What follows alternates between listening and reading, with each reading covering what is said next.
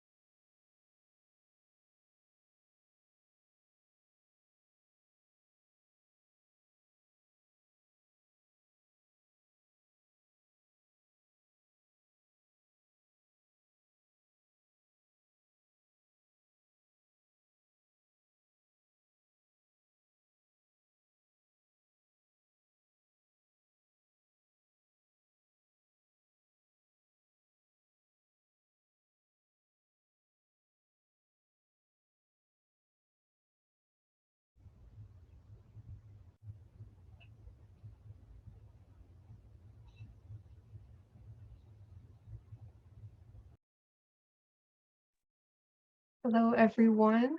We are live. Just want to welcome you to our Arvin and Lamont meeting. Give me one moment as I fix my slides.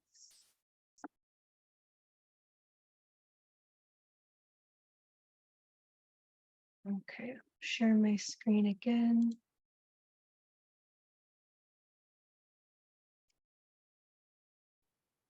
Okay. Welcome again, everybody. My name is Liz. I am joined here tonight by my colleague and co-facilitator, Amy. Tonight, before we jump into our welcome and introductions, we'll take a few minutes to set up our interpretation, and then we'll go through our logistics and housekeeping slides. So I believe I will pass it to our Linguistica team to walk us through how to set up your interpretation. Thank you, Liz. Buenas noches. El día de hoy tenemos el servicio de interpretación disponible para aquellos que lo requieran. Si se están conectando desde una computadora, en la parte de abajo del menú de Zoom van a ver el icono que parece un mundo que dice interpretación o interpretation. Seleccionan ese icono, seleccionan español y luego silenciar el audio original para que puedan escuchar solo la interpretación al español. Si se están conectando desde una tableta o desde un dispositivo móvil, las opciones son diferentes. Van a tocar la pantalla y van a seleccionar los 3 puntos y luego la opción interpretación de idiomas. Seleccionan español nuevamente y silenciar el audio original y al terminar finalizado, terminado o listo. Ahora voy a dar las mismas instrucciones pero en inglés. Good evening, everyone. Today we'll have interpretation available for those who need it. If you're joining from a computer, at the bottom of the Zoom menu, you will see a word-like icon that says interpretation. You can select it and then select English. And if you're joining from a tablet or your phone, you can select your screen, select the 3 dots, also language interpretation, and then select English, and then finish or done.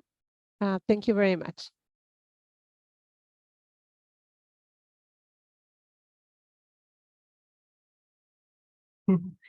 Thank you so much, Diana.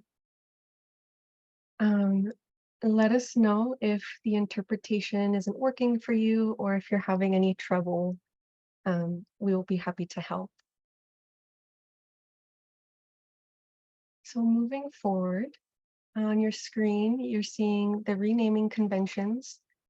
So this is important for our attendance tracking and stipend distribution process. We ask that if you are a member of the CSC, please indicate that in your Zoom name. And if you are a resident, you can also add R. This helps us differentiate who is here, and this is especially important for tonight's agenda, where we might have come to a vote, in which case we'll organize you all by name. So you might see us going in there and changing your Zoom name. On this slide, we have another reminder for the renaming conventions. So if you're not a member of the CSC, we still ask that you provide your organization name so we can identify who is a member of the public. Here's our virtual meeting etiquette. So please make sure to stay muted unless you are speaking. If you are joining by the phone, you can press *6 to mute and unmute yourself. If you have a question or would like to share any thoughts or comments, we ask that you raise your Zoom hand. And if you are on the phone, you can do that by pressing *9. We also ask that residents who are in the stipend program, please stay for at least 75% of the meeting, which is 90 minutes of our 2-hour meeting tonight. So this slide is a review of your group agreements. So everyone here has agreed to help achieve the meeting goals by focusing on solutions, opportunities, and productive dialogue. We also want to make sure that we're mindful of creating space for everyone to participate. So for some, that might mean stepping up, and others that might mean stepping back. We also ask for everyone to be kind and respectful, knowing that it's okay to disagree. We just ask that you do so with respect and with empathy. In these meetings, we also agreed to stay on point and on time. So we ask for folks to keep their comments brief and to the point so we can keep on track with our agenda. And as we've mentioned before, if we are running a little late, we will we will bring back the decision to the CSC and ask how you all would like to use the remaining time. So next, we agreed to attack the problem and not the person. And then finally, we all agreed to seek common ground. Building consensus and finding shared values will help achieve the best results. And on this slide is the agenda for this evening. So again, these are topics that are representative of those that are requested by CSE members, which come from past CSE meetings, as well as our agenda setting meetings. So we'll have our welcome and introductions, and we'll have our usual review of the action item tracker. Then we'll move to our heavy duty truck measure discussion. And for that item, we will be looking for consensus. If we don't come to a consensus, we will bring that to a vote potentially. So a little more on that later. Next, I'm not sure how to remove these little scribbles, but next we have the CERT measure implementation updates. And then we will have our usual standing updates and then wrap up the meeting with next steps. And I'll stop sharing my screen. And so at this point, I'm happy to open it up for some introductions and opening remarks. I'm happy to start us out and invite our two co-leads. I believe Bianca and Cesar are here tonight. I see a lot of names. If you are here, would love to invite you for some opening remarks. I want to thank the Air District for giving this open dialogue to the community members, and ready for community members that we've talked, and I think we have a very interesting meeting today. Thank you. Yeah, well said. Thank you, Bianca. And Cesar, I'm not sure if you're here. Just want to pause and see if you are, if there's anything you'd like to share.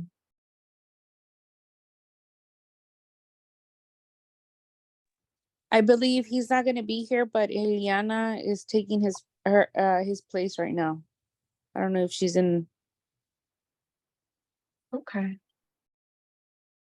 Liliana, I don't know if I see you here, but feel free to drop in the chat if you have any opening remarks that you'd like to share. And also happy to pass it to our team at the Air District. for some brief opening remarks before we move forward with the agenda. Oh, actually, I see a hand from Jesus. If you have a question, comment. I just wanted to share a quick announcement for our Arvin and Lamont residents. Hi, my name is Jesus Perez, and I work for, I attend these meetings as a resident of Lamont, but I also work for our county supervisor. And we have an event coming up where you can meet the supervisor if you haven't met him already, or engage in dialogue with him. And I know there's topics that have been elevated recently, but any topic is welcomed to meet with him. It's called Soup with the Soup, SOUP, like soup. And we will be needing an RSVP so that we can kind of cover a certain amount of, I don't know if it's going to be 25 people or 50 people to actually purchase the soup for them so that they can enjoy some type of an appetizer or a light dinner with the supervisor. Jesus, if it's okay, this sounds really interesting, and I'm sure the community definitely does want to hear more. We do have an opportunity at the end of the meeting for general updates from the CSC. So if it's okay, at that point, can I invite you back for more? Nice. Yeah, absolutely. If you could send me some information, it'd be nice. Yeah, definitely. We'll definitely make sure to come back to that. We'll have time for that at the end of the meeting, and also feel free to put it in the chat before then. Thank you for sharing that. And so I think Ryan, would love to pass it to you if there's anything you want to share. Thanks, Liz. I just want to thank everybody once again for being here tonight and continuing to participate, and definitely bringing your voices into providing recommendations to us to move forward with implementing the community emission reduction program that all of you work so hard and developing. And I hope this is just another one of many steps that we're going to be moving forward. Several of the measures that are in the community emission reduction program tonight.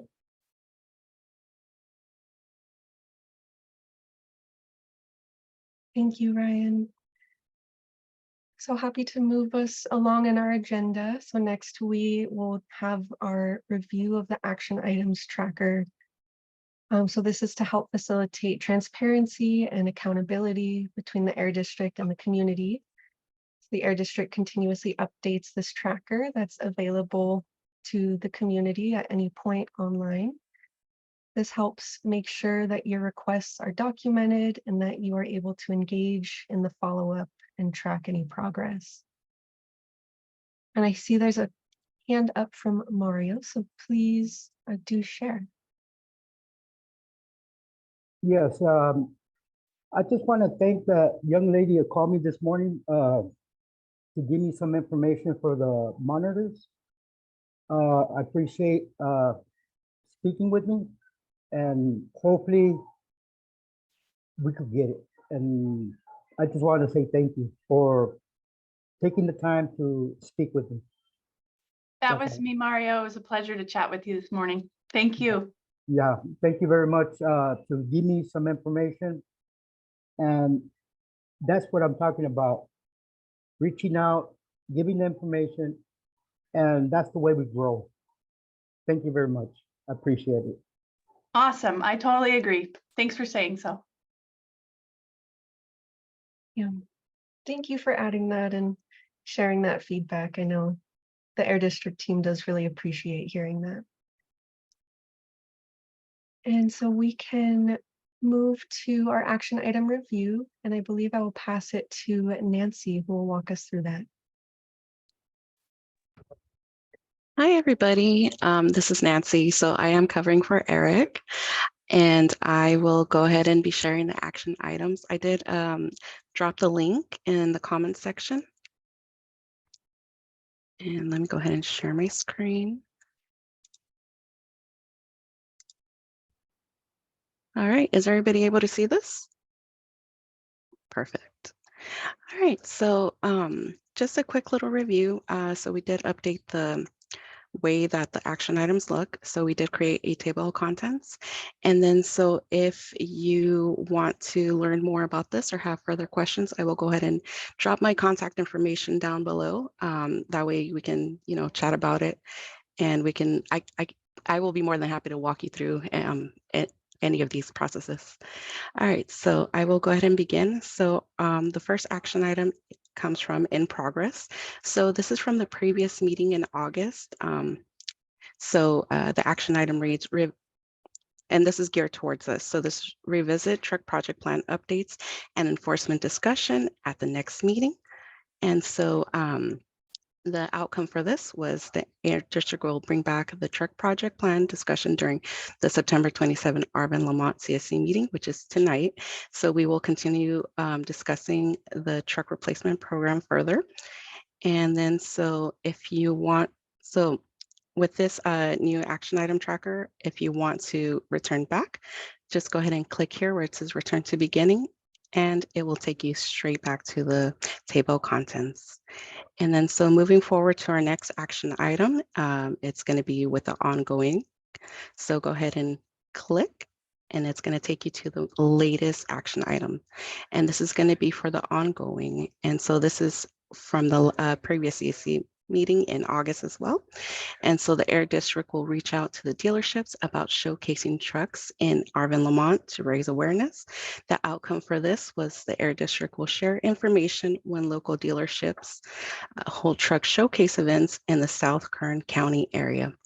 And so we only did have 2 action items that are for review for today's meeting. And so I'm happy to take any questions if anybody has any comments, questions, concerns right now.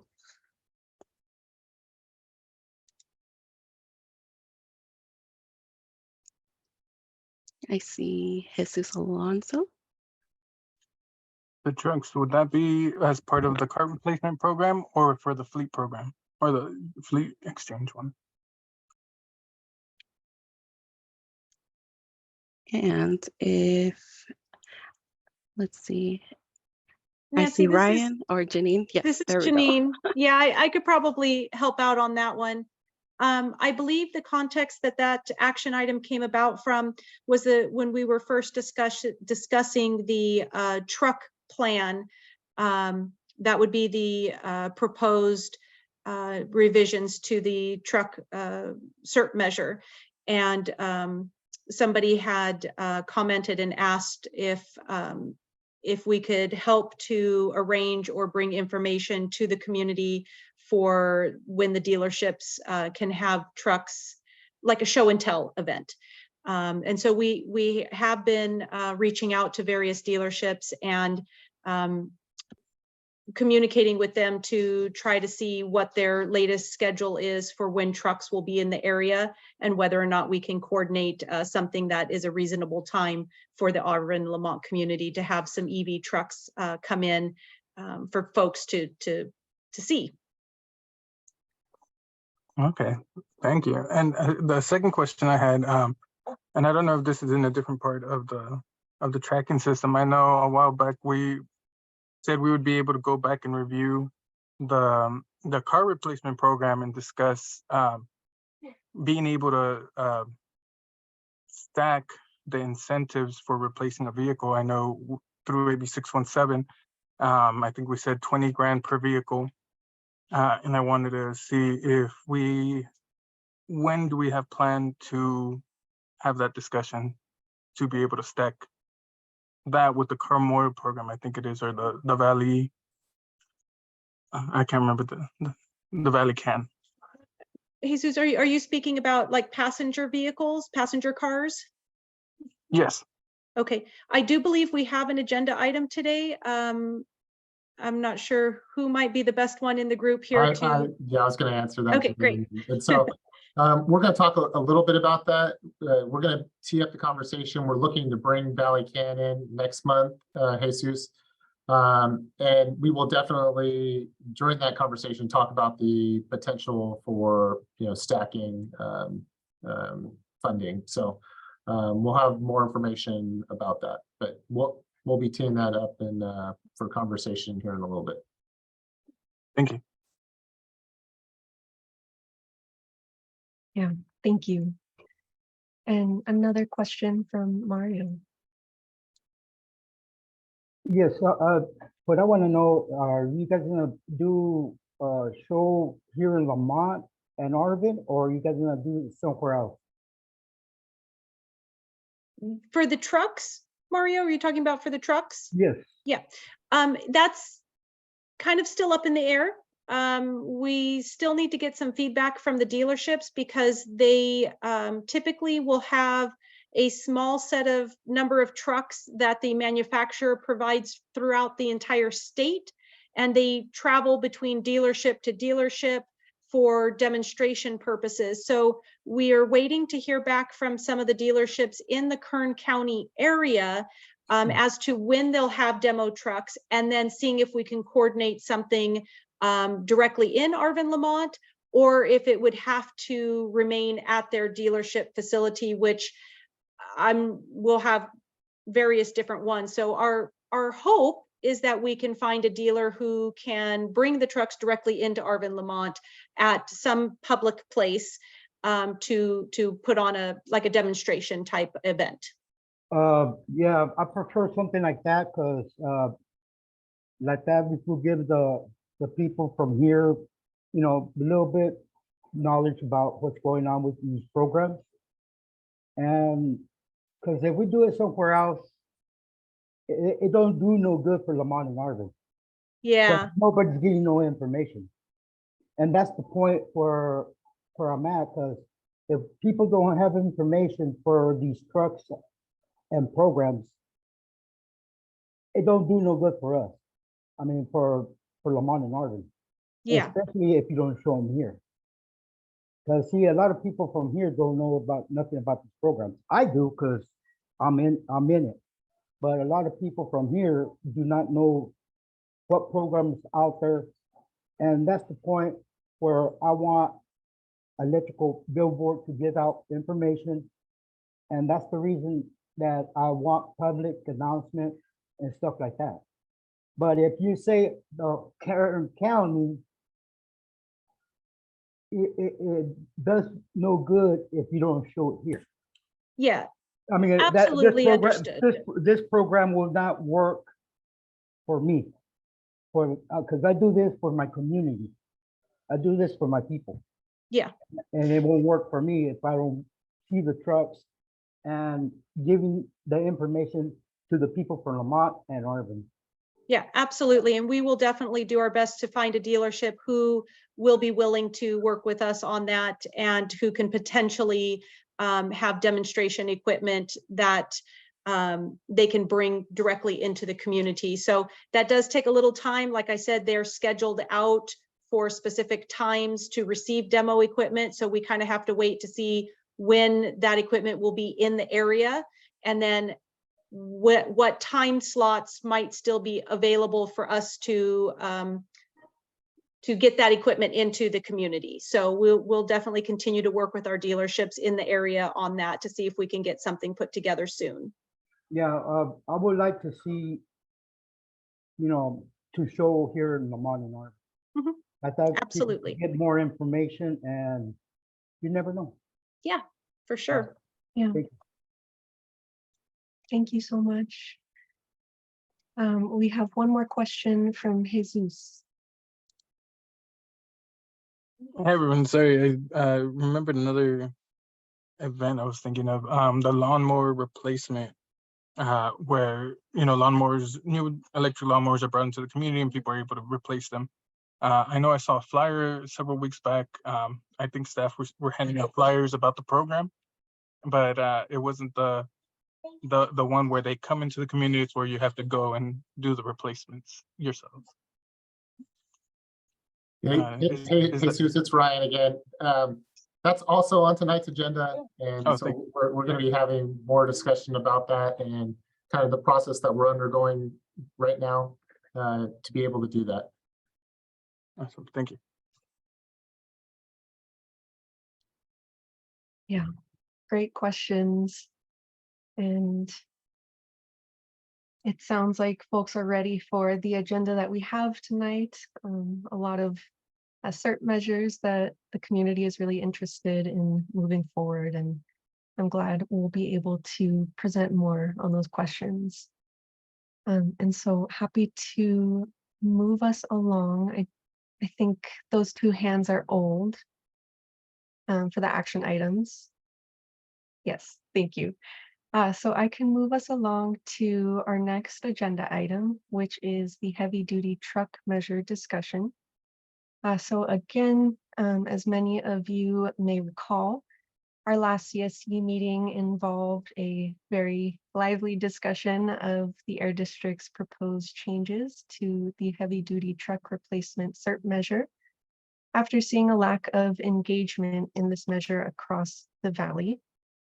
The Air District has done a lot of work since then to meet with CSC members and gain deeper insight to your concerns and to answer any questions that the CSC has had regarding any new changes. I'm getting a battery low on my headphones. Give me 1 second.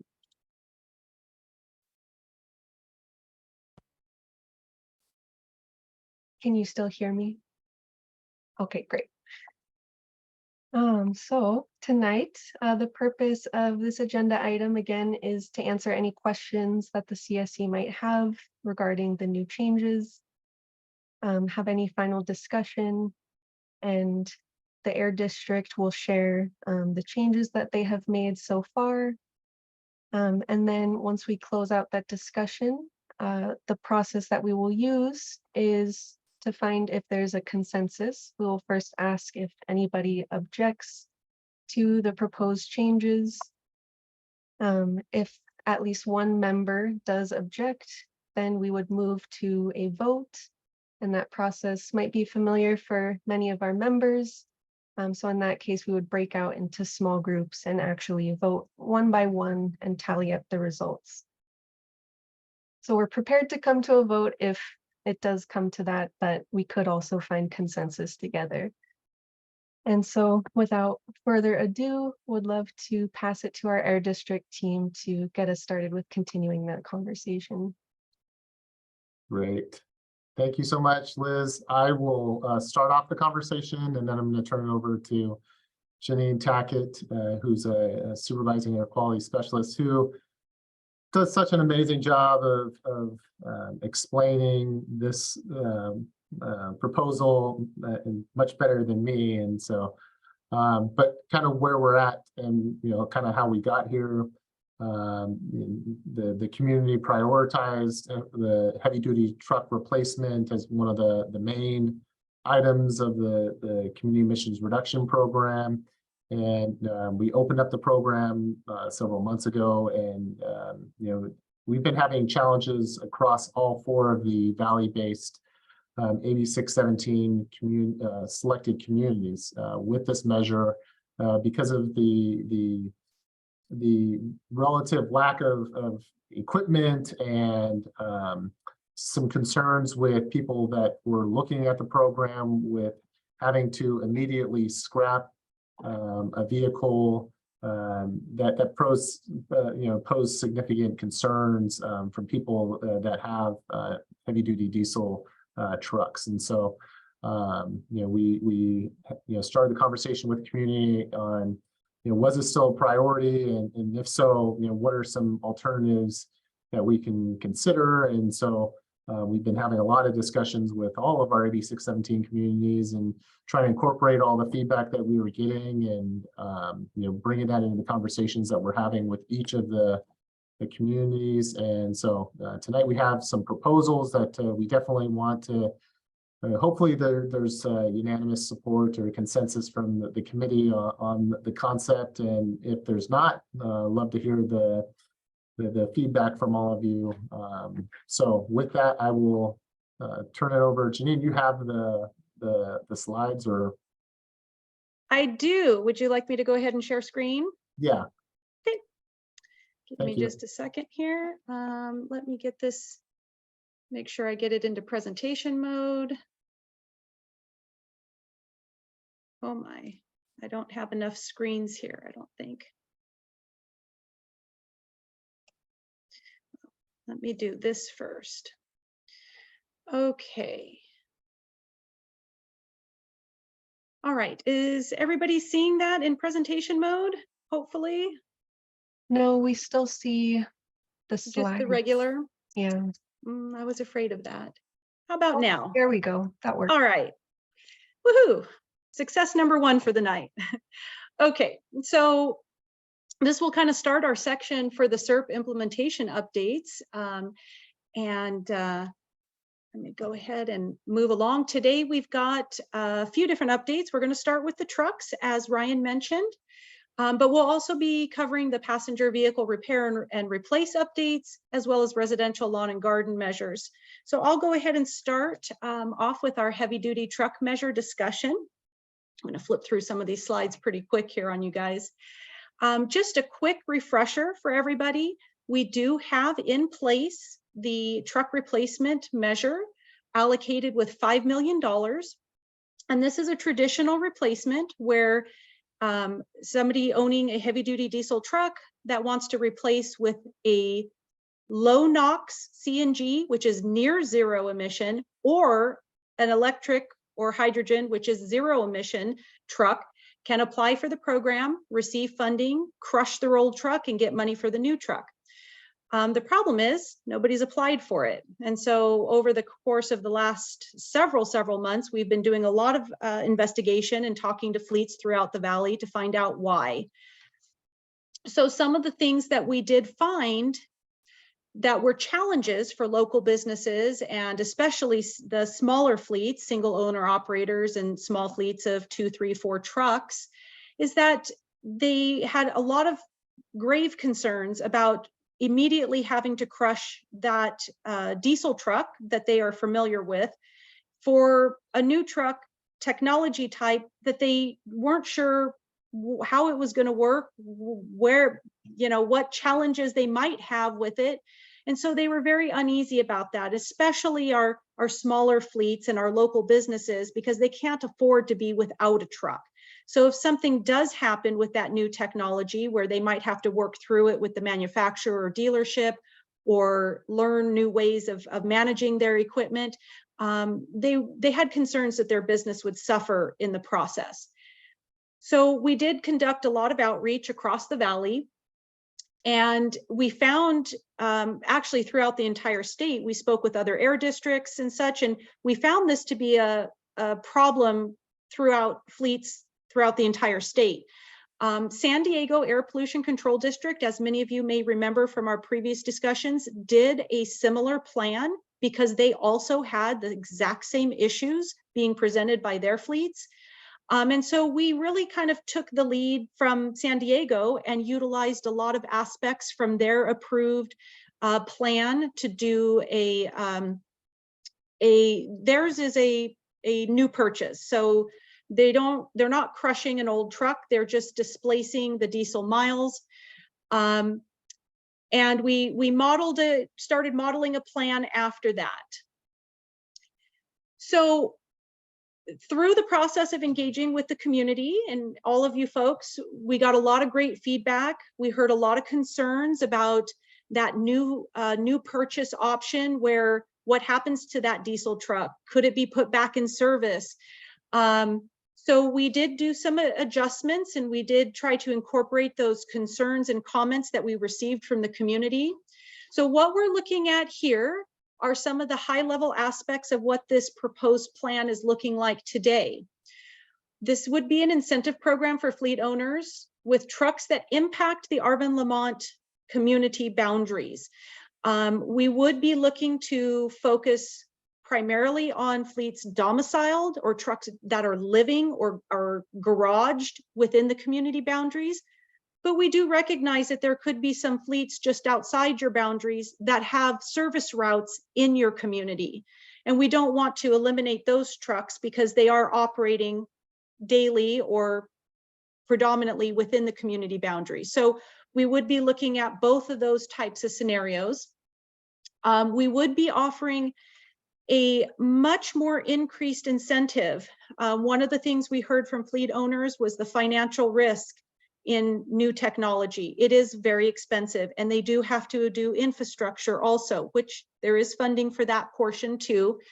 But this increased funding would take them up to 90% of the eligible cost of the equipment, not to exceed $500,000 on a large Class 8 truck.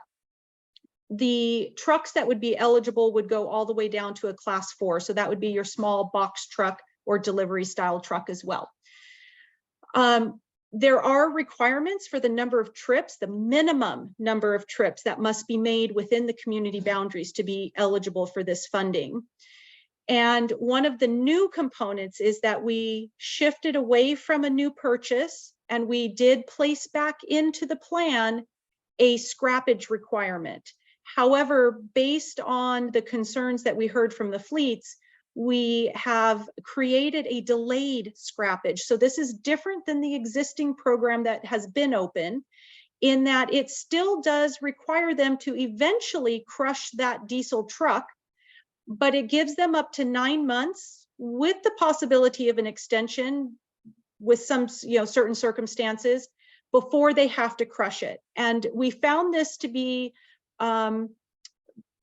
hopefully the best compromise between the concerns and comments of the community and the concerns and comments of the fleet owners, in that it will give the fleet owners that time that they need to get adjusted to the new technology, to make sure it's operating correctly, make sure it's working in their business structure correctly before they have to give up that diesel truck. One of the big concerns we did here was recently Nikolai, manufacturer who has EV trucks out there, had to recall all of their trucks because of a major issue.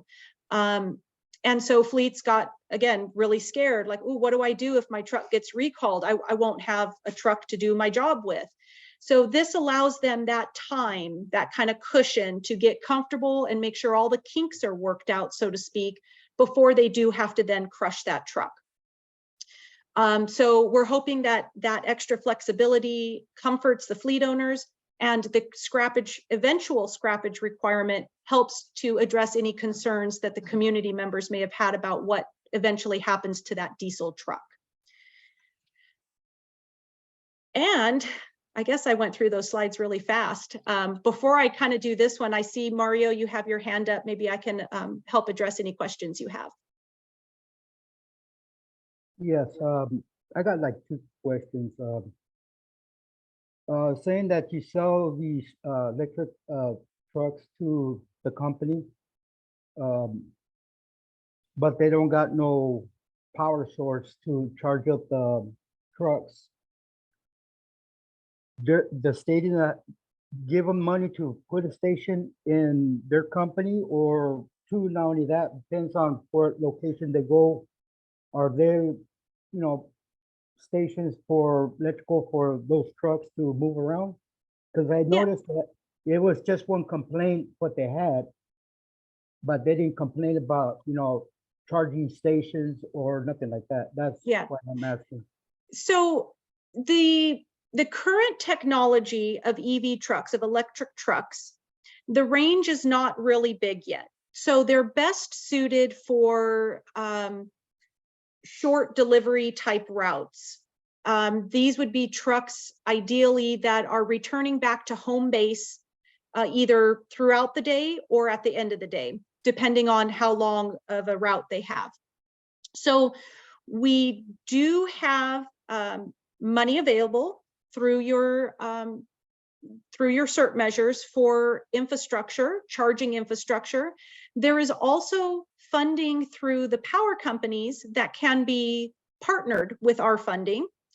And typically when a fleet approaches us and says, hey, we're interested in this program, we want to transition and get an electric truck, the first thing we ask them is, have you started the conversation with your power company about your charging infrastructure? And if they have not, we help them to make that connection first so that they can find out, number one, do they have power to their facility sufficient for what they need? And if not, how long will it take for the power company to get that set up for them? Then we can help work with them on timing for getting an application in for the truck replacement portion, and work together with their infrastructure project and their truck project, so that they don't put the cart before the horse, so to speak. We don't want them to get the truck and not have any chargers available. In most cases, because of the type of work that these new trucks are best suited for, we're likely going to see most companies want to install a charger at their facility where their trucks are garaged. Now, eventually, we will probably see larger fueling stations. I shouldn't say we will likely see. I know we will see, because I know that they're planning on this, and they've already started the engineering to have it happen. But like our big truck stops, Loves, and places like that, they are working on designing truck charging stations at their facilities. So we will eventually see, as the technology gets longer range and capacity to drive further, we will see all of our traditional truck stop locations that right now have diesel fuel also offer EV charging for those trucks. So yeah, hopefully I answered that for you. My concern is, okay, you say that you guys are gonna give them more money to help them out to put in charging stations. Is that money the same money for the truck, or how that works? That's a different pot of money. So it is a separate pot of money, especially for a heavy duty charging infrastructure. It would not come from that 5 million that's allocated for trucks. Okay, and two, I had another question on, I asked that person when we had a meeting, when you guys get the truck, you say you guys dismantle it, or you guys sell it to another state like that to get revenue for, to get for more projects. I'm sorry, I don't think I quite understood your question. Okay, saying that I buy an electrical truck, but you guys take it, and so car, you guys are gonna dismantle it, but you guys don't not dismantle it, you guys sell it to another state? No, it would be a dismantle. So the requirements for that scrappage is that a hole a certain size is punched in the engine block that compromises the seal of the engine to oil pan. Also, the frame rails of the truck are cut, completely cut across both sides. And there are potentially parts and pieces that could be salvaged and resold from the truck, such as the cab or the wheels or things of that nature. But the emission producing portion and the truck as a whole is permanently disabled. We also require that through DMV, it's called a Reg 42. It's a special form that DMV has for the dismantler that will permanently remove that VIN number from the system so that it cannot ever be registered again. So it's not like a salvaged vehicle that you can go buy from the scrapyard, fix up, and put back on the road. That VIN number can never be re-registered. Okay, and two, the money what they get for recycled parts, do you guys put it back in the program, or you guys? No. So when the fleet owner takes his truck to the dismantling facility, if the dismantler is offering a scrappage, or I should say recycling fee price, which they often do, it's pretty minimal, a few $100s, that's available to the fleet owner. They can accept that money from the dismantler and be done with it. But we do not ask for that money to come back to us in any way. So if it's available, the fleet owner can take it because it is a very minimal amount of money. Yeah, because trucks value is more than a car. I work on cars and I work on diesel trucks. That's what I'm saying. Okay. And I know a lot of people, they recycle parts. I'm talking thousands of dollars. That's why. Yeah. And I know that is a big portion of a dismantler's business, is to, sell recycled parts and such. We ask them to do above and beyond what their normal dismantle activities would be, without any financial compensation from us. So I guess it's a little bit maybe of a trade-off there. the parts and pieces that they can strip off the truck help to compensate for the work that they do to dismantle the trucks for us. Some Yeah. facilities will do a complete shearing where they literally, they just shred it into 1,000 little metal pieces, and then that metal is recycled. So Yeah, because if we recycle parts of these diesel trucks, then we ain't gonna get all these trucks out of the system. well, the state regulation does have a That's part to what play in that. See, that's what I'm saying about. Yeah. Yeah, that's- so that's my argument. ultimately there will be a backstop that the trucks, and I'll be honest with you, in my years of working with the dismantlers, most of the parts and pieces are sold off to Mexico rather than staying in California because of the regulations in California and the fact that many of these older trucks are being phased out. So oftentimes they do end up down in Mexico, but again, not the engines, not the chassis. It's going to be more of the body parts and things of that nature. Okay, thank you. Yeah, you're welcome. Gabriella, I see your hand up.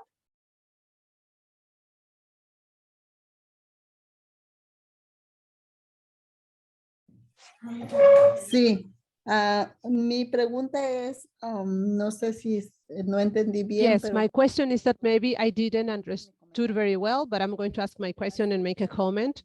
It's about the smaller trucks, the ones that you're talking about. How you're going to decide that are eligible under the community program, that it's Arvin and Lamont. Do you have like a map that it's similar to how we qualify for AB 617, that those trucks are going to be circulated within our area, like the miles that they will circulate from our area to where they go, like to be eligible? That's my question. And my comment is that you should take into consideration that if that's a possibility, if that's between the options that you're looking for, the benefit should be for the community. Mm-hmm. Mm-hmm. Yes, thank you for your comment. We will be using that same map, the AB 617 boundary map. When a fleet applies, they have to show us where they're driving, what their route is, and we will see how much of that route falls inside that boundary, that map. And that's how we will best determine which trucks are eligible. They have to do at least minimum 52 trips inside that community boundary each year. Many will be doing much more than that, but that would be the minimum. And so we will be mapping all of those and checking to make sure that they are either living in the boundary and servicing the boundary inside the community, or they're traveling into the community for a portion of their time that's designated in the plan. Yeah, great questions. And I see quite a few hands just popped up. I want to recognize we have maybe about 10 more minutes for discussion, 10 to 15 more minutes. So we'll do our best to get through all of these questions, and we can start with Tim. I heard that on there that the Air District talked to several fleets regarding this issue before making the final decision on how you proceed. Can you provide us a list of the fleets? Because the idea of giving incentive money to companies that are not within the boundaries so they can change their fleet would be kind of a reverse Robin Hood, because you're taking from disadvantaged communities to give to profit-driven companies to basically do their own work that they should have done with their own profit. So we're if we could be provided a list of these companies that you spoke to, so we could make our own analysis regarding the issue and see if we should give up this sort of money to companies that are not within our boundaries. Mm-hmm. So the proposal is a first come, first serve. it's not a solicitation where we're going to create a list of interested applicants and then make a selection. It would be, do you meet the minimum eligibility requirements? If so, we process your application and move forward. Now, I think the intent, and keep in mind that the project plan is for multiple communities with flexibility for each community to say, we want to make sure fleets are inside and are living in our community, or we don't care where they live. We want to know that the truck that's running in our community is being replaced. So we have that flexibility, and we can implement that flexibility based on each community's wants and desires. So in what I'm hearing from this community is that your preference is for fleets that live inside your boundaries. We are working with the California Air Resources Board to get a list of trucks that are registered with the state, and where their address, their living address is, so that we can help better outreach to fleets that live inside your community. And those would be the ones that we would obviously want to target first. However, if there's not enough interest, we would look to then fleets outside the community, but that are operating and driving in your community. So hopefully that answered your question, Tim. I think, in a sense, it did answer my question, but wouldn't it be also easier for, since we allocated this money on the SERBs when we proposed them, wouldn't it be easier to, if nobody's interested in applying, reanalyze and put the money somewhere in other measures that are more feasible and community would apply for? Because regarding the issue of us giving money to fleets and they're not wanting to come, so well, you can't put a plate and expect them to come and sit down and eat. We could move it to another one that are more interested. Yeah, on that topic, Tim, you know, if the community is supportive of making this change, and say 2 years down the road, you know, just hypothetical situation, if people weren't interested, we would absolutely bring it back to the committee and say, hey, we're not seeing interest in this. You know, is it the community's desire to look to reallocate these funds towards other measures? We're going to have that conversation about any of the measures in your community emission reduction program where we're not seeing movement. Now, what we're going to do first in those situations is making sure that we are doing all the outreach that we need, that we're getting the word out to the people that need to get it before we would consider reallocating those funds, because the community did work hard to come up with an allocation for these different measures, and so we ideally we're going to be able to fully expend the funds for each of the measures that we have. But if that's not the case, we are going to bring that back. We're going to let the community know. We're going to communicate with you throughout that process.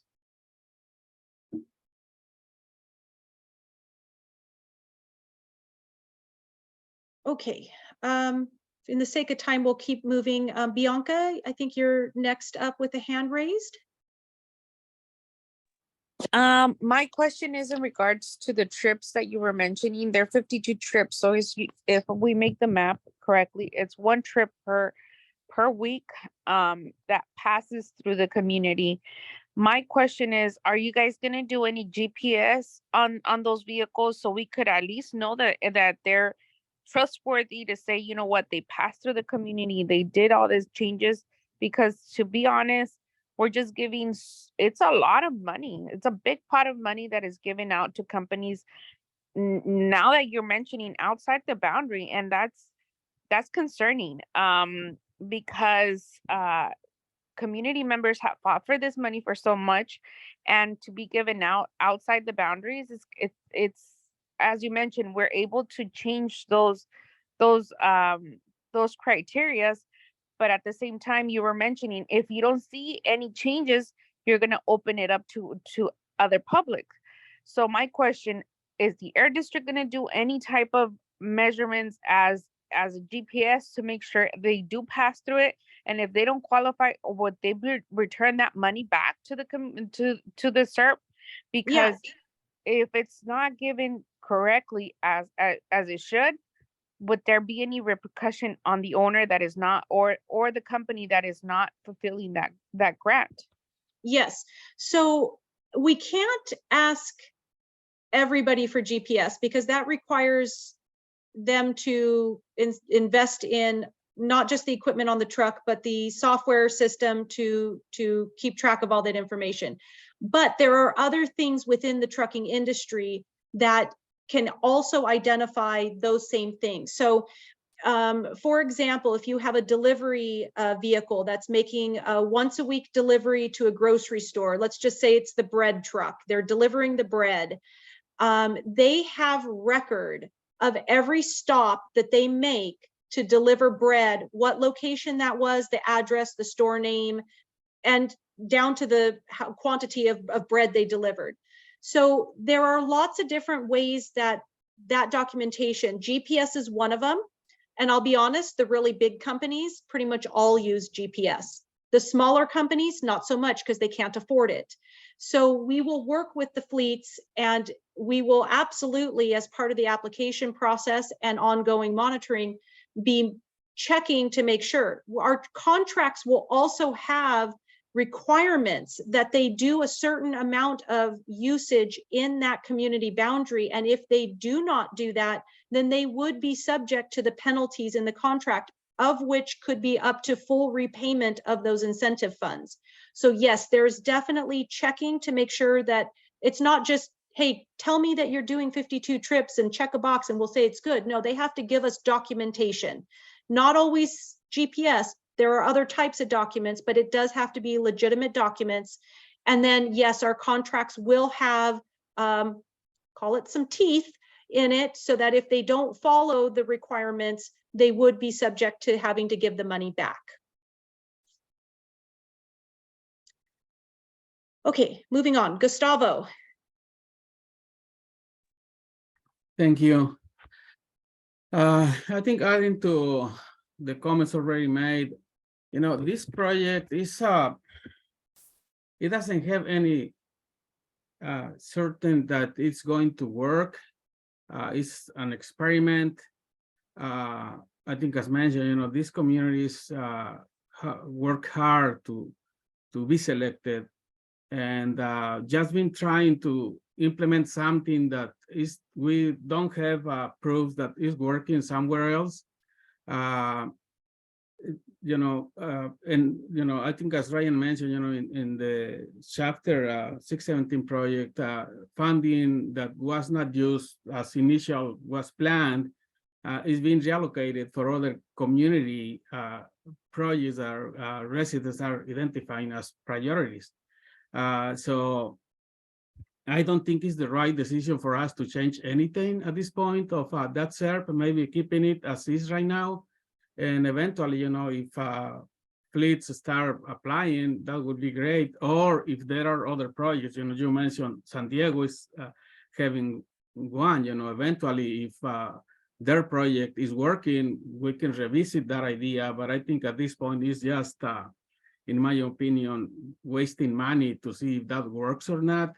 And I think, you know, this community has been looking forward, you know, to cleaner air, that I don't think we should, you know, risk the funding that we have. I would prefer, as Ryan mentioned, you know, maybe wait and if the current process, you know, or the way we approved it at the beginning is not working, maybe revisiting and reallocating those funding for other SERPs, expanding other SERPs, you know, that will benefit the community. But to me, you know, this is this doesn't have any measures or any way for us to see that the program is going to work. So you know, I'm not in support of making those changes.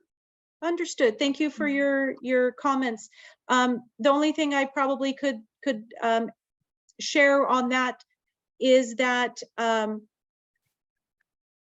if it doesn't work, the money is still there to be reallocated. No different than where it's at right now. And if the community feels that sticking to strictly fleets based inside the community boundaries is what your desire is, this plan would allow for that. So we could, you know, always tighten that up. The plan does allow that flexibility for the community to say, we only want to fund fleets that are living inside our community boundaries. And if nobody applies, then we come back and we say, hey, nobody's applying, just like before, let's discuss reallocation of funds. So that is still available, even if you were to move forward with this plan. So thank you so much, Gustavo, for sharing your just thoughts. to add very briefly, Gustavo. Another point is, and the other piece is that the money most likely will go to big companies, which, you know, because small companies with 1 or 2 trucks will not have the capacity to have 1 extra truck. So as Gustavo, you mentioned, that will go to the money, companies with money, and that's not appropriate. yeah, thank you so much. And I'm so sorry to interrupt. I'm looking at the time and I know we have another packed agenda. No, this is important. You need to give us time. Oh yeah, definitely. And thank you for that. And I am interrupting, hoping that we can maybe move to more of a collective decision-making process. Sounds like a lot of people have questions that might still need some answers and perhaps more time to think. And I think we will likely not be reaching consensus tonight. But in that case, we will move to a vote so we can get a better idea of where everybody stands. We do recognize that there are more hands up. And if that means that you vote no, then we will continue the discussion at a future meeting. And Ryan, I see you unmuted, so I'll give you a chance to share. Yeah, Liz, I think we probably have another 20 minutes. Looking at the rest of the agenda, we allocated another 20 minutes for the discussion of vehicle replacement and lawn and garden. You know, I believe that should be, it's probably not going to take the whole 40 minutes. And so I think we have some time there. I just wanted to, like, kind of one of the points that Gustavo was bringing up in regards to, you know, the kind of what we've seen in other, you know, other areas. And so, you know, prior to this discussion, one of the things we did do is we reached out and we did speak with San Diego and, you know, what they've seen. You know, the reason why we're looking at this is, you know, kind of going back to the whole reason why the community prioritized this was getting, you know, one of the, you know, biggest contributor to pollution in the community is mobile sources and specifically heavy duty trucks. And I don't need to remind everybody, but, you know, the diesel that gets burned actually creates toxic compounds that are known to cause, you know, significant health impacts. And so kind of getting to the point, why would we prioritize this? You know, why would the community prioritize this? Why would the community need this? It's for that reason. And, you know, it's this technology is getting out there and it is beginning to get used more and more often. And the unfortunate thing that's happened historically is, you know, the most of the time you see the benefits, it's the bigger cities, it's the port of LA, it's the Port of Long Beach, it's these other areas that get this type of equipment and these benefits now. And it's historically smaller communities that it may take 10 or 15 years before you start seeing these pieces of equipment. And so talking about, you know, why is AB 617 important? I think that's one of the main reasons why AB 617 is important, because it allows communities that wouldn't otherwise be able to see these benefits, get these benefits. Instead of being last in line, you have the opportunity to be at the front of the line at getting some of these things done. And so definitely don't want to miss out on the opportunity. That's the reason why we're sharing this. And in speaking with San Diego, once they did make that change and they got that project plan, they immediately saw interest and were able to get people in. They opened up a proposal, and they immediately saw people coming in, and it's been a, you know, broad. It's been all sorts of heavy duty trucks. It's not limited to just, you know, large Class 8 trucks, your classic. It's been box trucks, it's been delivery trucks, it's been, you know, all sorts of things that have been coming in and looking to use that funding.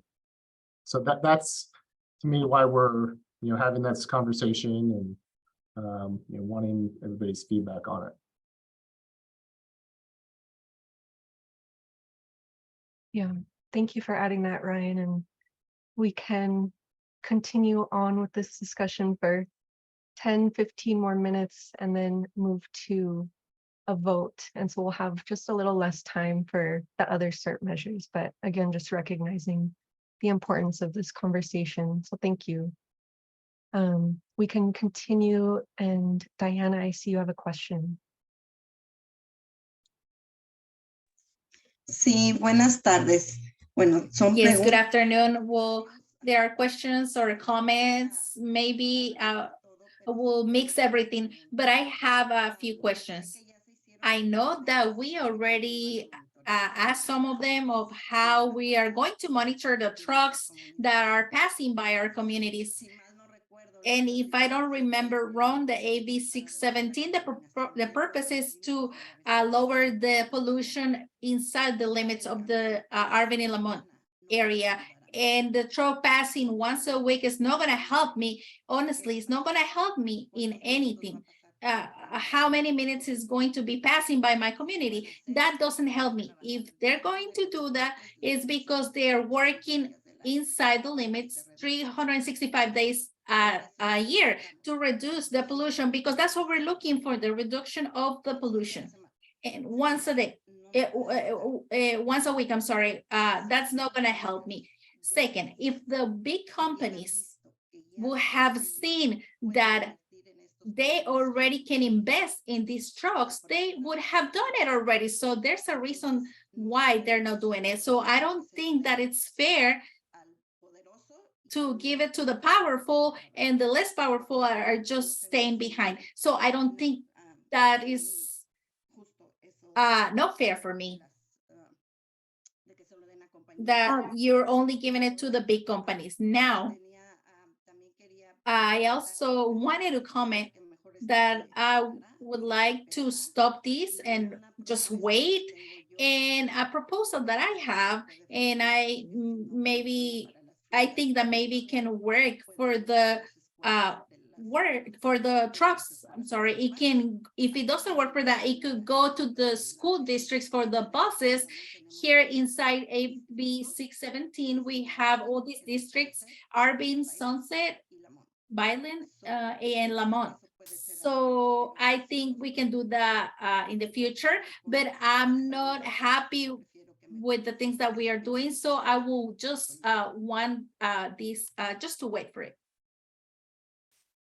Thank you, Diana, for your comments. I really appreciate your input. Just to remind everybody, we can, this plan would allow us to restrict the projects that we fund to those that are inside the community boundaries. So that would mean trucks that are operating inside your community boundaries. Now, the 52 trips per year is just the minimum threshold in order to be considered for funding. And we put that there because small companies, say a delivery company, isn't delivering necessarily every single day if their range is only inside your community. Most likely they're delivering 1 or 2 times a week. And those small local businesses are truly the ones we're hoping to target with this plan. But if we make the requirement for mileage too high, they may not be able to meet that. And then they would once again not be able to receive funding. So I'd like to just remind everybody of that. We can ensure that for the Arvin Lamont community, the trucks that are selected are domiciled, meaning they live, their garage, they sleep and operate inside your community boundaries. I think probably moving on to, I believe Jesus is next. Thank you. I really appreciate the conversations that are going on and the ideas that are being thrown out. I think that in moments like this where a big decision has to be made, there has to be sufficient time given for us to be able to have a full conversation. And this is referring back to, you know, feeling that we're being hurried up to make a decision when we are still having several questions about it. And then referencing the 52 trips, you know, I'm not a truck driver. I'm not familiar with trucks. I don't know what 52 trips a year means. But if we, you know, from what I understand, if there's a possibility of a truck going through the Lamont Arvin area, maybe even the corner of it, then it would count as a trip through the community. So I don't think that's really seeing emissions reduced in our community. And like had been mentioned before, we want to see reduction within our community. Mhm. So we're looking at alternatives. I mean, it's difficult since we don't, you know, GPS sounds like it'd be difficult, but if there was a way to determine that the trucks spend 70% of their route within our community, that means that 70% of the emissions they produce is being reduced, then that would be more feasible. Mhm. But if, you know, if we can't figure out a number like that, then absolutely support putting these funds somewhere where it is more feasible or where we can really see emission reduction. And I really love Deanna's plan of moving it to the buses, because I think currently only a handful of buses can be bought, split between Lamont, Arvin, DeGiorgio, all the schools. We have several schools here. Yeah. So having more buses available to our students would be more tangible for our community, and we'd see the reductions in our community. Thank you, And Jesus. Yeah. The final note is I'm a bit confused on when we can and cannot stay within the borders that we have set. And I refer to, right now we're talking about allowing trucks that go in and out of our borders to get these funding. However, yesterday at the subcommittee meeting, we couldn't place a monitor 1 block away from our border because that's outside of our border. Mhm. So there has to be some consistency there, because I recall that the borders were there to determine the residents within the community, and then there was a certain mileage outside of that where we could monitor for more emissions. Yeah. So when we're talking about mobile sources, I think that's where that line gets a little grayed, because if we want to, if the focus is on removing diesel emissions from your community, then we have to look at what's making those diesel emissions. If it's a truck that's based 3 miles outside of your community, but they are delivering product inside your community, those are diesel emissions in your community. I mean, they've got to drive that 3 miles to get there, but then they're driving around your town and delivering to different stores, whatnot. Or in the case of a fleet that's a company that's based inside the community, they're driving around, and they may actually drive outside the community every now and again for delivery.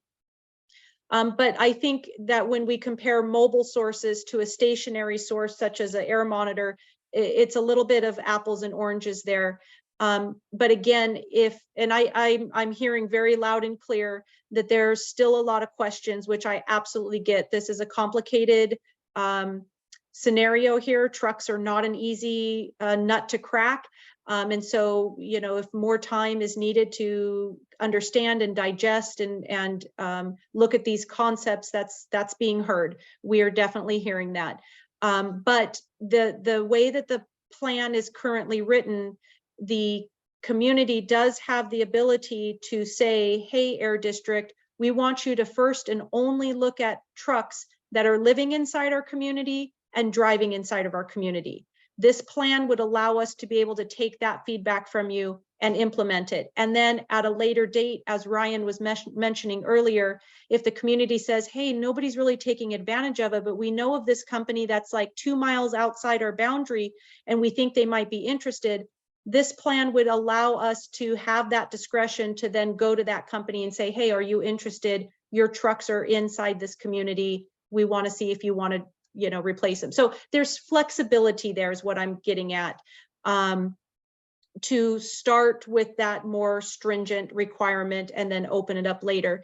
And then again, if there's no interest at all, money can be reallocated. And I'm hearing, and I saw a couple of different thumbs up when it was mentioned of school buses. And that's definitely a wonderful place to put electric technology in, because our kids are always the most vulnerable within our communities. So that's always a great option as well, but that would be a whole separate discussion of reallocation. I know that we're really short on time, so I'd like to just kind of keep going. I think Gabriella is got the next hand raised. Sorry, Gabriella. Oh, yes. Before we go there, there's been a question in the chat that I want to make sure gets read out loud. So the question real quick in the chat, the question is about the cost the cost of charging the battery, would that be cheaper than the cost of diesel? Yes, so the many of the truck manufacturers as well as the power companies have tools on their website to help a fleet identify what their anticipated electric costs would be. So it's going to be different for every fleet because of the type of truck they select, the amount of miles they're going, things of that nature. But on average, there is a savings because the price of diesel is so high now. And oftentimes there are various ways you can help offset your electrical costs, such as solar, things of that nature. So there are definitely tools out there for a fleet to analyze that, to see if it is the right fit for them and if they will in fact see savings going from diesel to electric. Thank you, Janine. So we can move to Gabriela.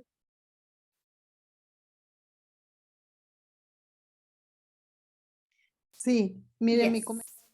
Look, my comment is that I support the comment from Ms. Diana Mireles about what she was saying, and definitely I agree that we need more time to discuss this, because I feel a pressure that you're saying that we are short on time and that we have to go to take the decision. So I feel like we are still moving too quickly to be thinking about the change, and also the change that we are talking about these funds. Liz and Ryan, I'm wondering, because I'm hearing kind of the same feeling from multiple community members, if we can make a decision that this, I think if I remember correctly, if we go to a vote and the vote is, hey, we want more time, we want to discuss this at future meetings, get more information, then that's the action that we would take tonight. Am I correct on that? Are we in a spot where maybe we want to exercise that voting? Yeah, I understand where the steering committee, it feels like, you know, we're making a decision that is going to be set in stone and won't be able to be changed ever again. And really the conversation was, you know, we have proposed changes that we would like to give to CARB in the form of a project plan to get that conversation started, because that we know is going to be, take months to, possibly change. And, ideally we can, get that process started, with them, understanding that that's going to take time for them to review, consider, comment, and, comments that will most likely have to come back to this steering committee. And so, I think a lot of the concern stems from, if we make this decision today, what we're proposing is going to be the end final product and it'll never be able to be changed. And that's not what we're saying. What we're saying is, if we can start the process of working with CARB, working with you on the project, but starting the process of working with CARB to get a proposal in their hands to be able to start considering it, because it just, what we've seen in the past, it can take anywhere up to 6 months in order to get a project plan approved by them.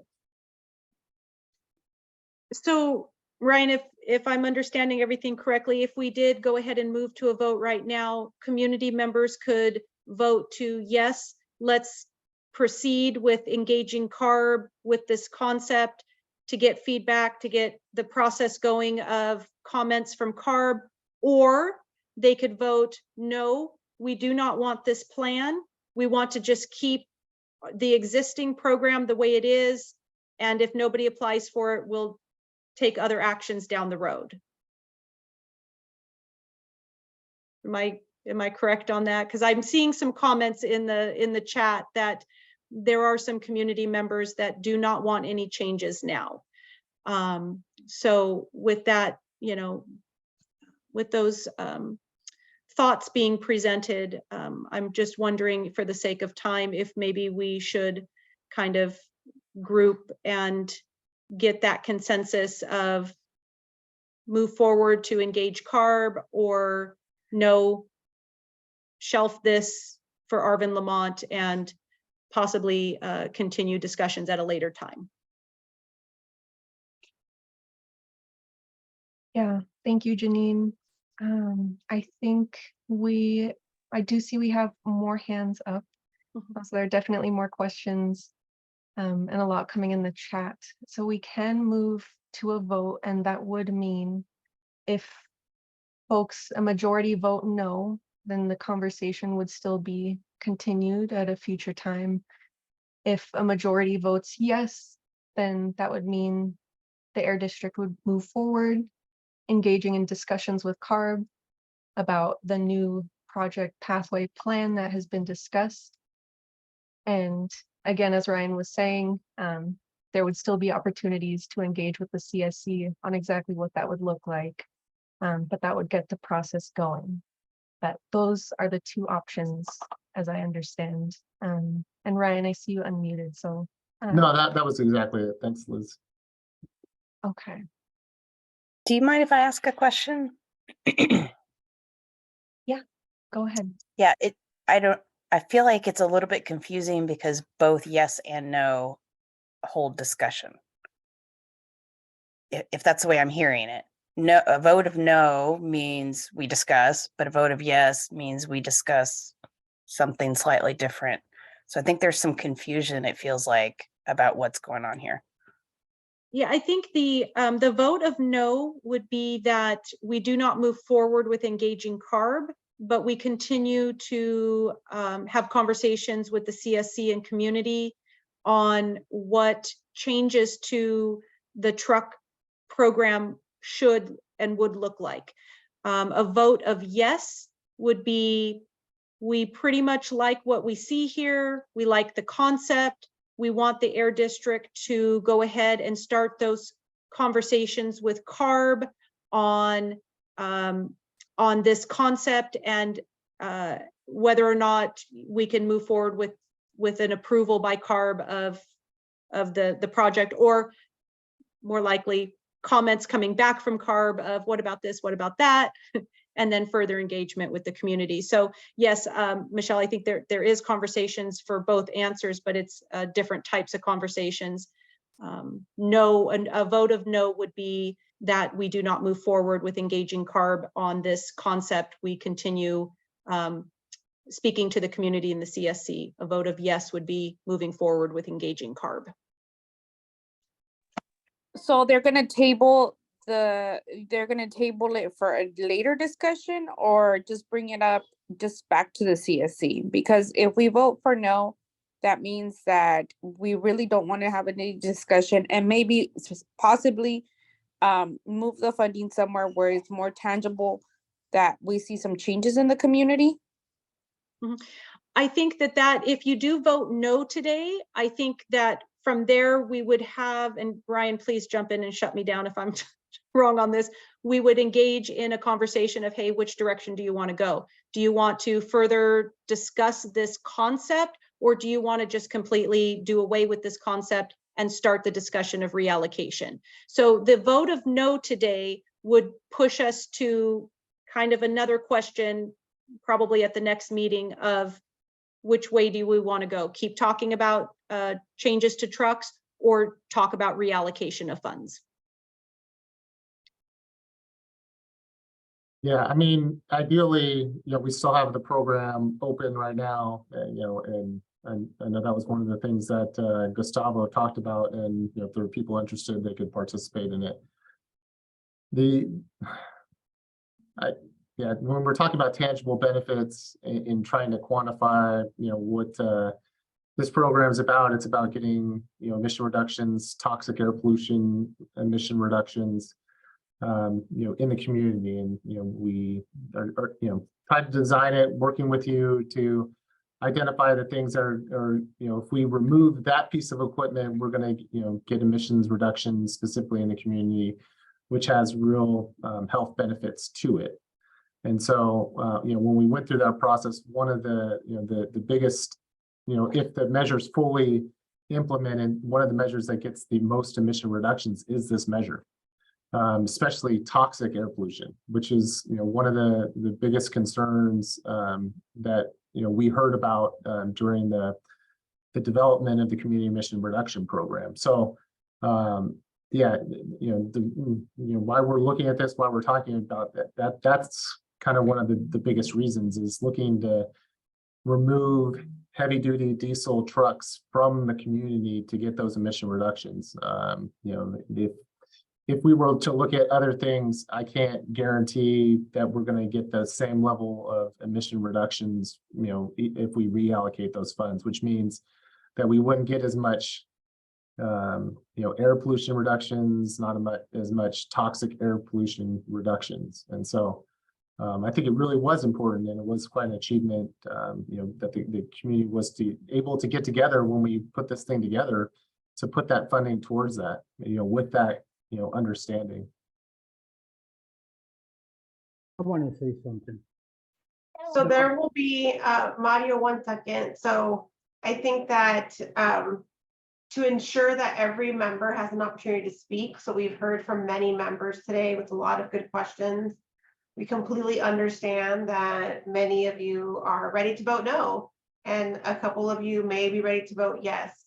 So either way, we do need your input, and we need the input from every member so that we can be responsive. So as your facilitators here, we right now, because of Zoom, we have a hard time really identifying the number of people who are saying, yes, let's move forward with this draft plan, submit it to CARB, and then we'll figure out the details later, versus the number of residents and CSC members who are, no, we don't like this draft, let's go back to the drawing board and have a different conversation. So, and you may not have enough information to vote yes or no. And so now this is what it means to be part of the CSC. This is what it means to be an active member of, like, if you don't have enough information, you can abstain or say no or say yes based on the limited information. But at this point, I think we've hit a crossroad. And so that we can give everyone an opportunity to vote, we're going to go ahead and move to breakout rooms, and you will share your vote, and then we'll come back and continue the conversation based on what people said, so that we can give everyone an opportunity to share their opinion, because right now we can't unmute everyone. We have, the 52 people here today. I mean, we just want to make sure that we are taking an adequate representation of a vote that you have now. So it doesn't have any immediate consequence right this second. I think So if we can get a visual of what our decisions mean, that would be helpful, because a lot of words have been thrown out. Option 1 is discussion, option 2 is discussion. We need to know what we're voting for. So if we can get a visual of what yes means and details of what that means, and then what no means and details of what that means, we might be able to make a better decision. Yeah, And either way, it's a discussion, and that is the trend with the CSC, right? That there's always continuous input and room for modification.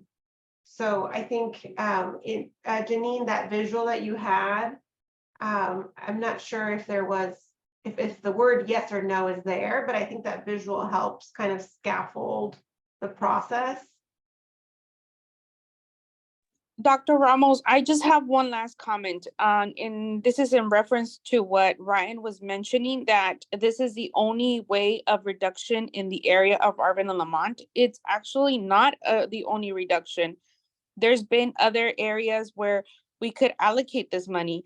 They could be a different truck route from the community. There's different ways that we can, this is not just the only set in stone in the area.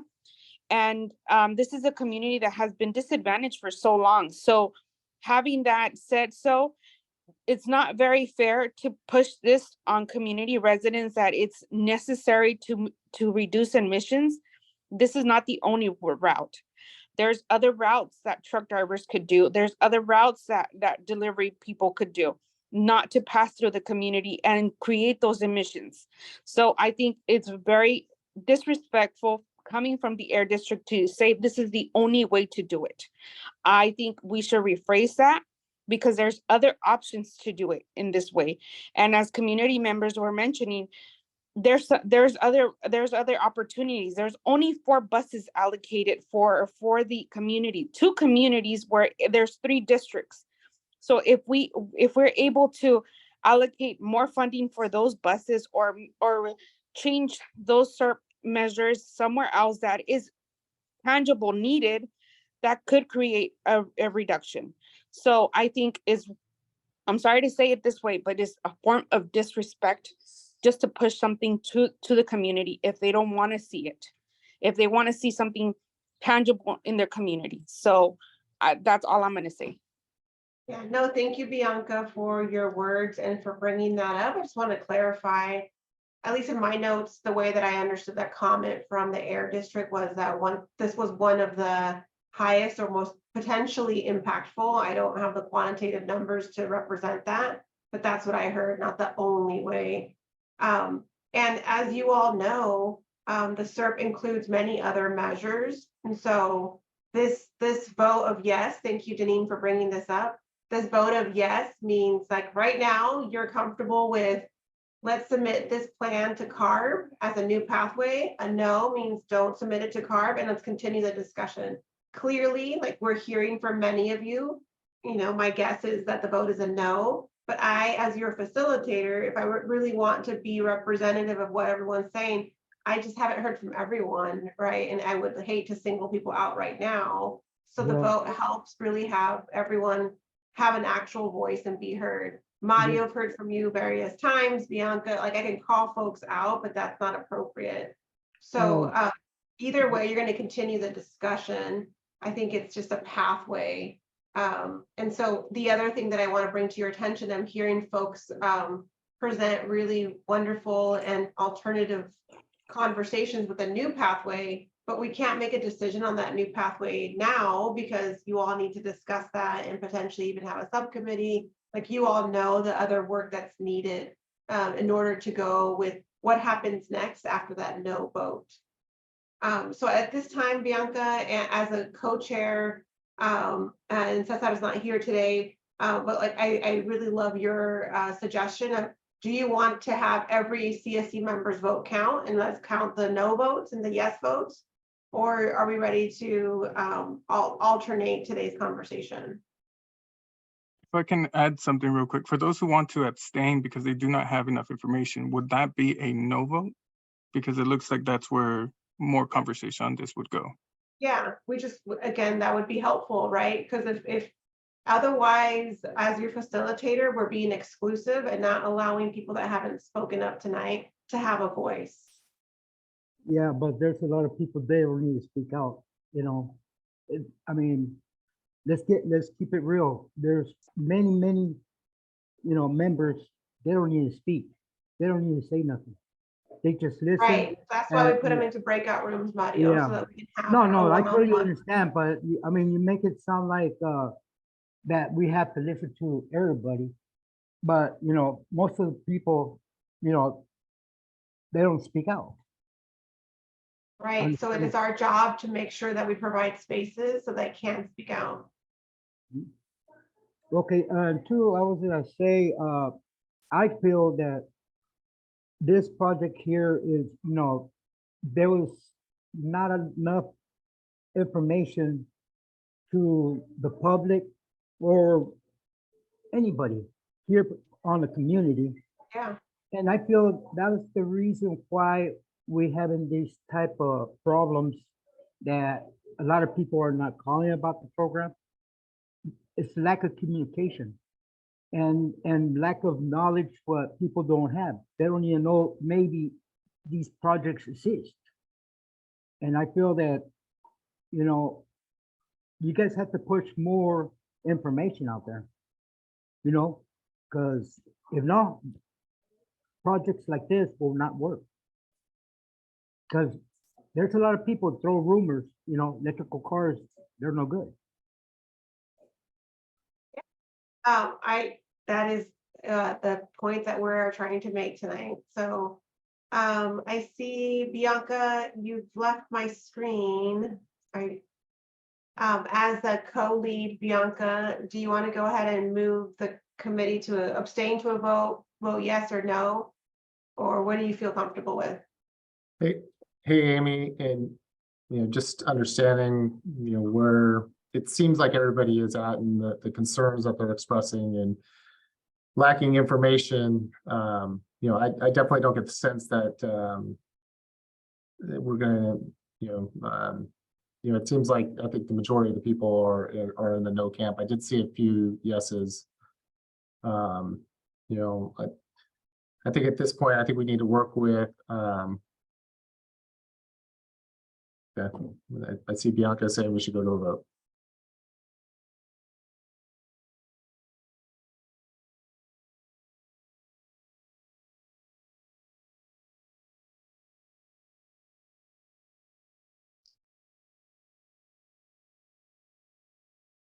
Sorry, Ryan, you cut off for me.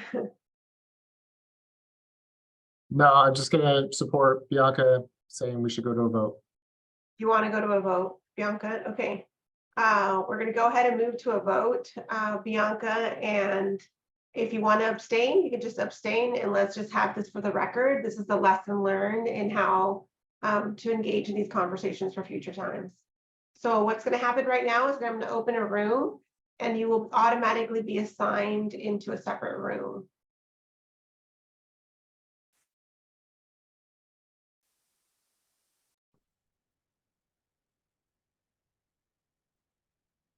Hola.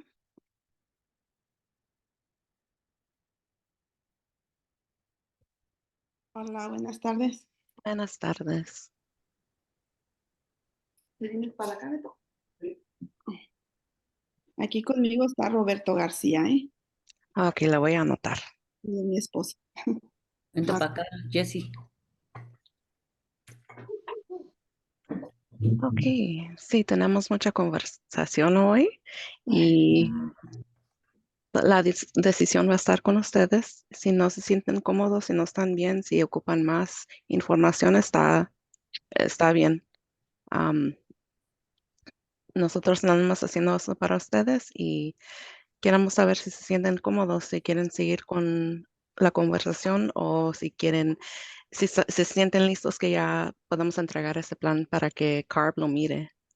¿Ya quiere que le respondamos o? Sí, en esta sección lo vamos a responder. Les voy a llamar con nombres y ahorita me dicen si sí o no. Un momento.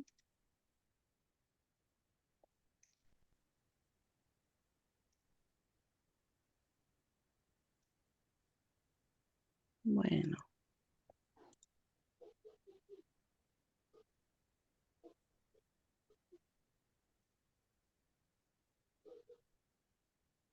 Ok, voy a empezar con Petra. Sí. ¿Quieres votar sí? Sí. Ok.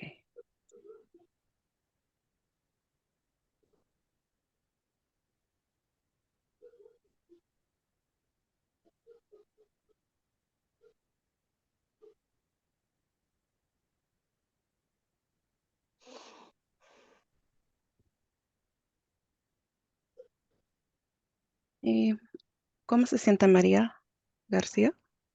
Oh, yo voy a votar que no. No estoy todavía preparada para este proyecto. No ocupamos más información. Ok, está bien respecto a eso. ¿Y Roberto? También no. Necesitamos un poquito más de tiempo para que nos den más datos del proyecto este. Ok.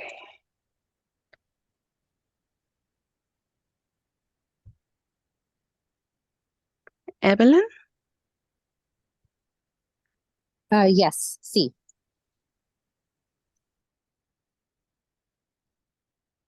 Ok.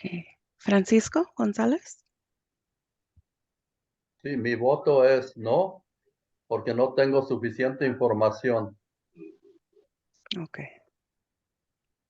¿Y tú, Cecilia? ¿Y Roberta García? Cecilia no le preguntó. Ay, nomás miro Francisco. Un momento.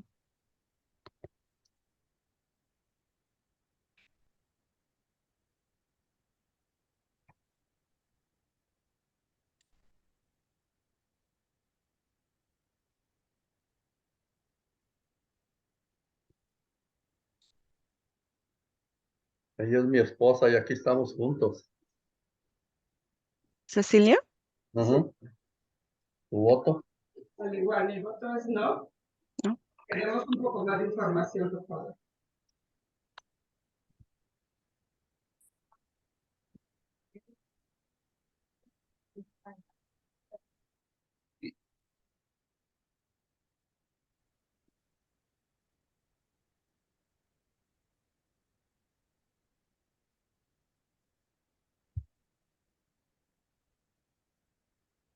Y ya escuchamos de esta Alma Martínez. No.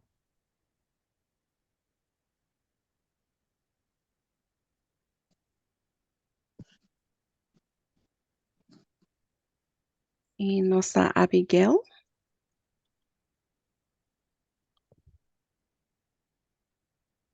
Y Cecilia Flores dijo que no.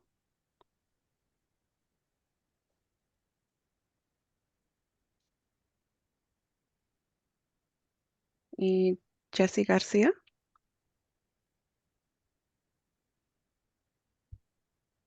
Aquí está. Voto que no. No, ok. Elvia García. Voto que no. Juliet García. Voto que no. Sabrina García González. Voto que no también. Ok.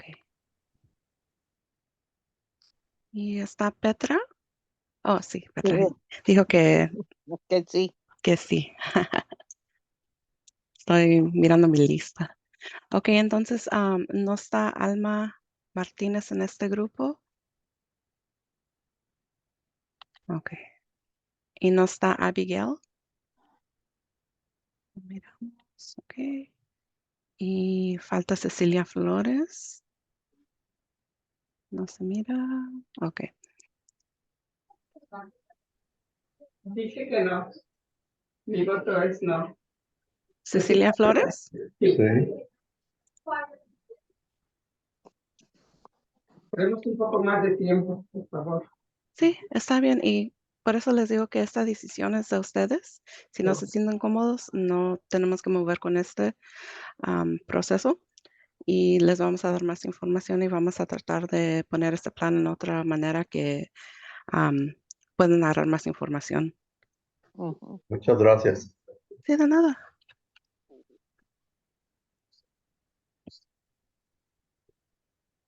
Ok, como ya acabamos aquí, pueden dejar este cuarto y pueden regresar si no saben. ¿Ocupan ayuda? Sí. Ok.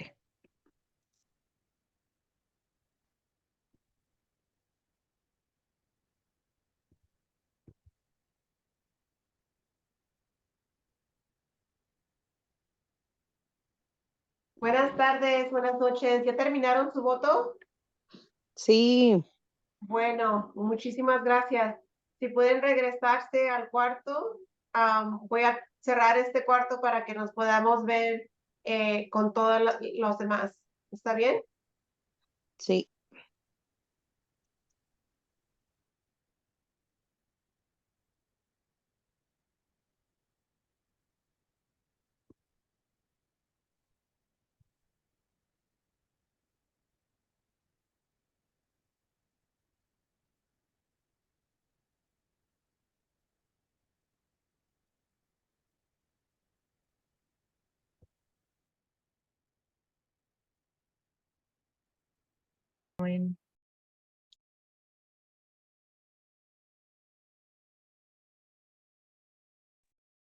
Y voy a hacer un anuncio ya que están entrando algunas personas. Cuando ingresen a este canal principal de nuevo, por favor de ingresar al canal de español otra vez, por favor. Gracias.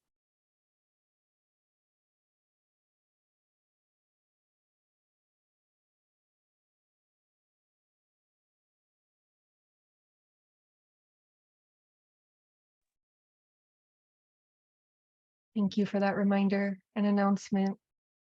Are all of the groups back? Yes, okay. So it looks like, I mean, on my screen, you can see our voting tracker. And it looks like we have still quite a few votes coming in, but quite a majority vote no. We do have one member who voted yes. And it does not look like there were any abstains. Perhaps a couple people did abstain, but this does give us a lot more clear of an idea of where the CSC is in this decision. So I'm going to stop sharing my screen now that we've seen the results. And so again, as we've mentioned a few times, and we do understand it can be very confusing, a vote no tonight means that the CSC will not approve the Air District moving forward with the proposed changes to CARB. So that means at an upcoming CSC meeting, and we get to, again, decide those agendas at the agenda setting meetings.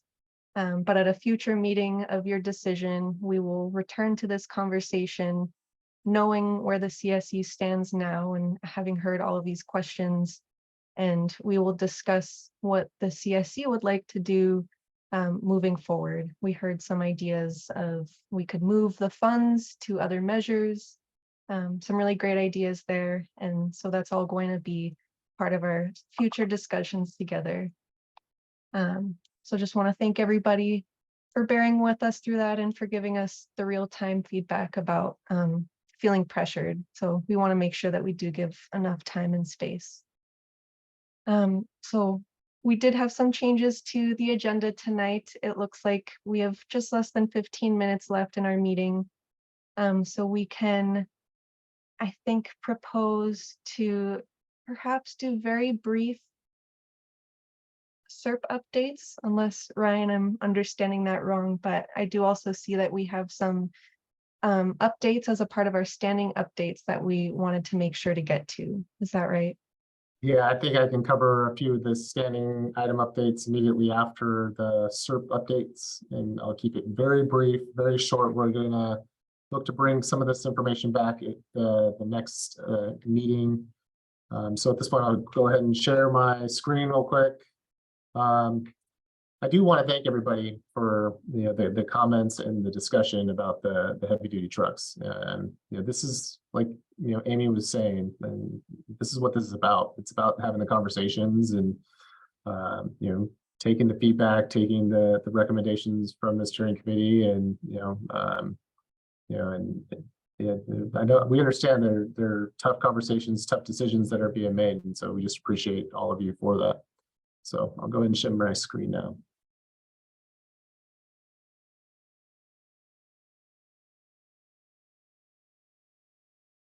So everybody see my screen? Okay, good. So last week our board took the passenger vehicle repair and replace update, and they approved the changes or the CERT measure that was in your community emission reduction program. And so just kind of as a reminder, it allows, it provides increased funding for resident replacement of vehicles up to $20,000. In addition to a passenger vehicle repair measure. These are the events, the kind of two different types of events. One was a community event where people would come out with smog vehicle emissions testing equipment and measure the emissions. If the vehicle were to fail, they could get a voucher to get it repaired at a partner of the program. And so there was a specific funding for that, and $4 million towards replacement of passenger vehicles. So I'm very excited to see that happen. What we're looking to do next is bring back the contractor that has been doing this work all across the valley, working with us, and have done a really good job at working with the communities getting that, helping them, providing them assistance to replace their vehicles, as well as finding places where they can go and get their vehicles tested and repaired. So this is just kind of a summary. So, like I said last week, we took it to our board, they approved it. So next month, we're gonna look to bring back Valley Can to talk more about the different options and hear from all of you on what you think will be most successful for the community in launching this. So really excited for that conversation. Some of the questions that we want you to think about before next month's meeting. There's kind of two different ways that they hold the vehicle repair. One was the in-person one that I talked about. Another option is it's called the direct option, where people can look online, see a local smog or repair shop that and they can go there and take their vehicle and get it tested and get repairs. So there's two different methods, and so we want to hear from the community what you think will be most beneficial. Is it in-person events? Is it the direct method? Is it a combination of both? So just think about that. And then for the vehicle repair, the Valley Can comes to the community. They often do it in like a restaurant establishment, and they have several people there that are ready to answer questions and help people see whether or not they're eligible and assist them in any way that they can. And so what are some venues where you think they would have really good turnouts, and nights, times a day, and days that these events could be held where it'd be most beneficial. The other update is the residential lawn and garden. Working with you, you allocated $175,000, which is equivalent to 350 lawnmower units. The program is currently open. We can mail out applications and assist with applications over the phone as one of the methods. And currently we're working to release a request for quotation. So several people have expressed a desire, several companies have expressed a desire to provide electric lawnmowers. And so we have to go through a process of opening up and receiving quotations on those devices. And so we have to go through that process. And we're once we have a vendor, then we would look to work with all of you to identify locations. And we're planning to hold an event early next year, based on those timelines. So at this point, I can stop sharing that. I see Bianca has her hand up.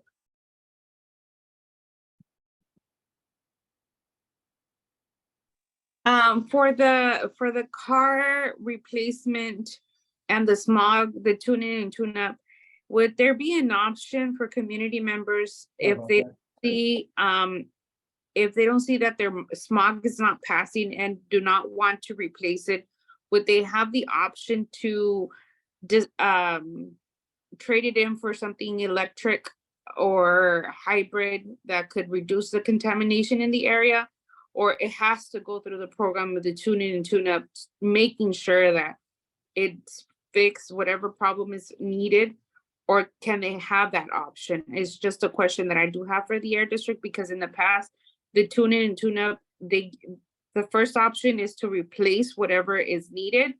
Then afterwards, it would be a recommendation to replace it with something that is it's low emission to zero emission. So is it an option, or is it the last option to do when these smog events come in the community? Yeah, so that's a great question, and they're eligible for either. So I mean, if they want to, go the route of getting a voucher to repair the vehicle, they can, but they can also look at the vehicle replacement program.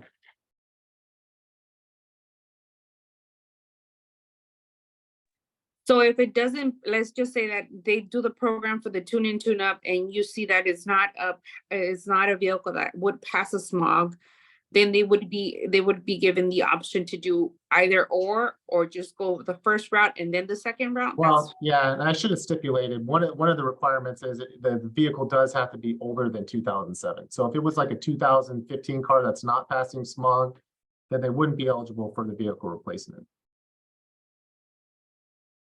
But if it's in a car that's older than 2007, then yes, rather than getting it repaired, they can, go the route of replacing it using the program and, getting up to $20,000. Jesus? Thank you. At the beginning of the meeting, you mentioned that we would have a discussion and vote on how we can expand or stack the benefits with Valley Can, and then the money we've allocated for vehicle replacement. I imagine that would have to take place before, Valley Can comes into the community. Yeah. When would we have that discussion and vote? We're planning on bringing them and that information that you were asking about in regards to stacking at the next community steering committee meeting. That'd be our recommendation. Just try and get this going, try to get the information.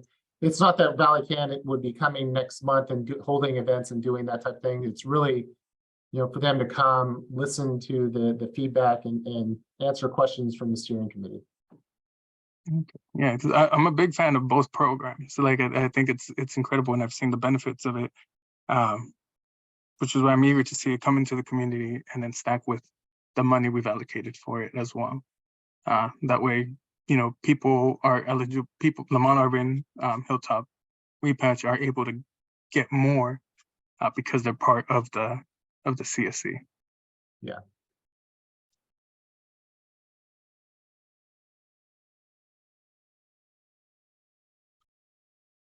Okay. Just a couple of real quick updates. So yesterday we had the pesticide subcommittee meeting. Really want to thank Department of Pesticide Resources. I know they're here tonight, as well as the California Resources Board. They brought a lot of information in regards to, DPR presented information on pesticide use within the community, and the California Resources Board talked about community monitoring, pesticide monitoring. And so they went through an exercise and using social pinpoint, and we will be sharing out that link for community members also that weren't able to attend yesterday, but still would like to provide feedback. So we'll be including that in an email after tonight's meeting for everybody. We also, we sent out an email today in regards to the California Resources Board, CalGEM Methane Task Force. In regards to a meeting that they're going to be holding soon. They're going to be discussing some studies that they're going to be looking at, and as well as some work that they're doing in the Shafter area. So if you're interested, refer to that email that we sent out. And then just lastly, the annual enforcement report, we are planning to get the draft sent out to the CSC by the end of this week. So those were the updates that I had. Thanks.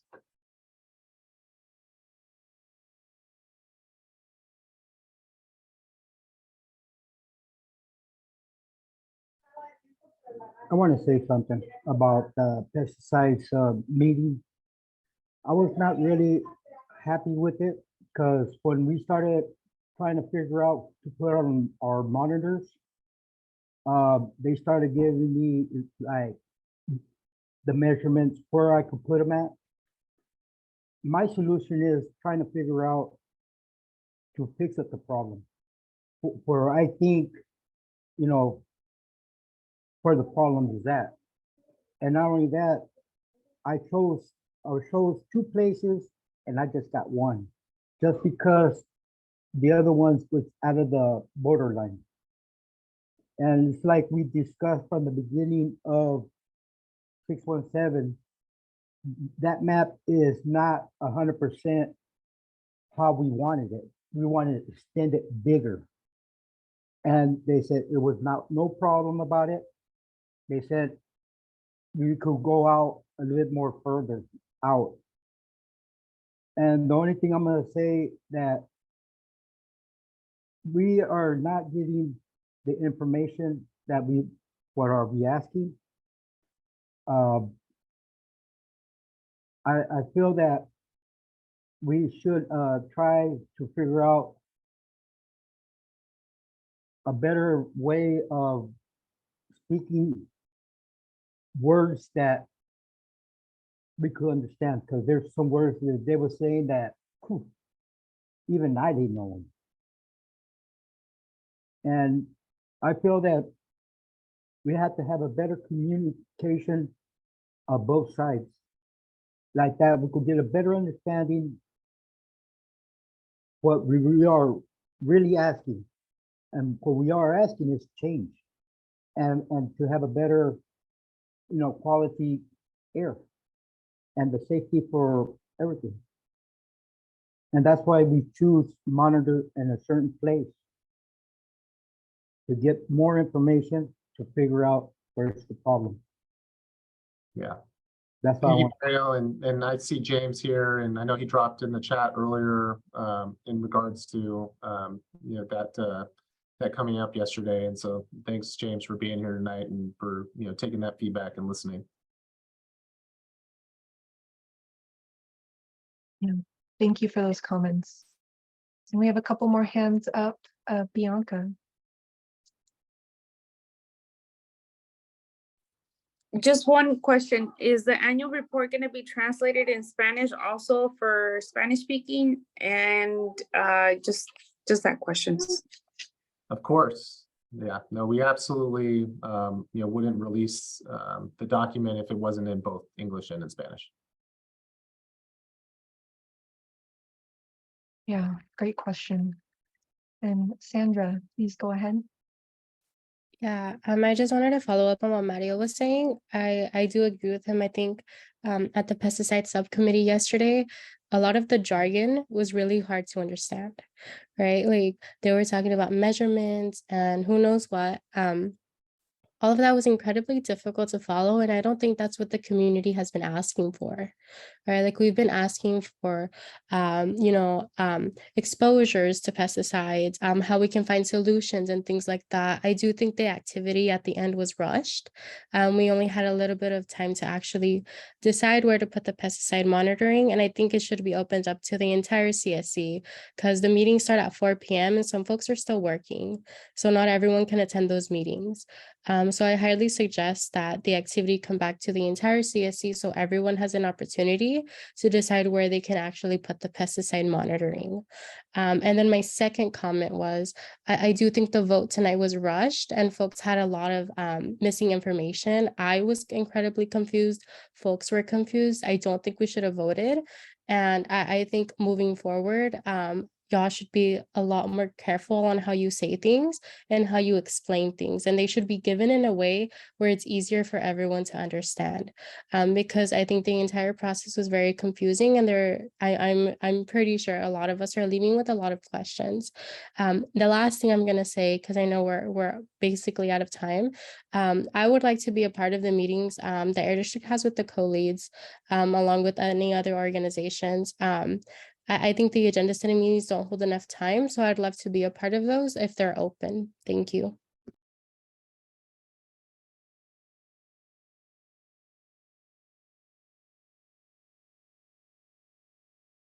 Jesus, I see you still have your hand up. Or, I don't know if it's new hand or. No, thank you. No, I just wanted to quickly follow up and just second everything that Sandra and Mario said today about the meetings, about the jargon. It was definitely difficult. And then, and that's referring to yesterday's subcommittee meeting. And appreciate that they, provided presentations. They did provide links, but I feel like we were really looking for answers as opposed to links. Okay. So I think next meetings to be able to have information available. Yeah. We just second what Sandra mentioned today did feel pretty rushed. So for future discussions, to dedicate sufficient time for discussions. Okay. No, thank you for all that feedback and for the great reminder that, yeah, we definitely need to think about the words that we're using and, try to phrase or say things in a way that it's going to be that people can understand, especially understanding that a lot of what's being discussed is going to be translated into Spanish and making sure that everybody that is coming to these meetings, gets the full benefit and the full opportunity to participate. So it's an excellent reminder for us, and I appreciate that. Yeah. Buenas tardes, mi nombre es Joana González. Ya voy a hablar porque tengo como 45 minutos tratando y no puedo. Mario, sí queremos participar, pero a veces no se puede. Para otra de la información, nos dan excelente información, nos mandan por correo excelente información. La meeting de ayer estuvo excelente también. From yesterday was excellent as well. And many people participated and gave their comments on where they wanted the air monitors. And everything was good. I don't think that the board was rushed because we have months. We have been here months, almost a year, discussing this, and we know where the money is going since the meetings that we are doing in person in these places. We said that before in my vote was that for the tractors and that they have their own money and they're doing really good and they can use that. They can make rules so they can fix and buy their own new equipment, and the money that they're getting for so we can fix the streets and we don't have dust, and we need the money for that. And Gustavo was interrupted, and I was raising my hand because I was about to give a comment almost the same as Mr. Gustavo. It was really good and it was very important, and he was interrupted. So I feel like that's a lack of education, and that's it. Thank you.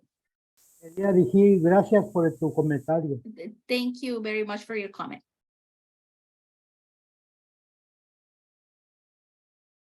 Yeah, thank you, everyone. And we have another hand, Brianda, go ahead. Hi, thank you. And I thought it was a really important discussion tonight. So I do appreciate the district's input on the feasibility of the project and all of the different components of how it could be adjusted to what the CSC wants. So I think it's definitely important to continue that discussion. I kind of just wanted to touch base a little bit about last night's meeting. I think the data was good, but I do correlate with what, excuse me, sorry, I'm a little winded with what Mario said. I think it was just a little bit off on what the community members wanted to see, because I made the question of why there was that significant spike. And I think the closest answer that we got to that was that there might have just been more crops planted at that point in time, but it was pretty significant, which means that there was a lot of pesticides being used, which means potential exposure to residents. So I think it would be beneficial if that type of data was documented, and then that way we can relay that type of information back. That was all. Thank you.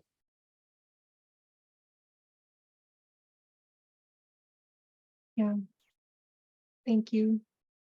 Tim, go ahead. Hi, I had a question regarding yesterday's meeting. I tried attending it like 3 times with the Zoom link you sent out, and it wouldn't let me. It kept saying waiting on host to allow you in, and I was there for 15 minutes, And at one point I gave up and just not tried to connect no more. Do you guys know why it was doing that? That's really strange, Tim. We could definitely look into that. That I believe like there's no host requirements to let people in. I think as soon as you, similar to like our CSC meetings, as soon as you open that link, it takes you right into the meeting. So, but we can, if you can, Tim, share the link that was that you were trying to use, and we will use that or the email that you use so that we can maybe look into that further. Because I do work for a big company, so they do have VPNs that block us from using our personal computers and our devices to link to sites that they do not approve. But I even tried connecting with my personal iPad on LTE and it wouldn't let me connect. So I was like, there is something weird with the link. Yeah. If you can, Tim, just forward over that email and we'll look into it. Yeah, thank you, Tim, for sending that over. That must have been something different about that link and how that meeting was set up.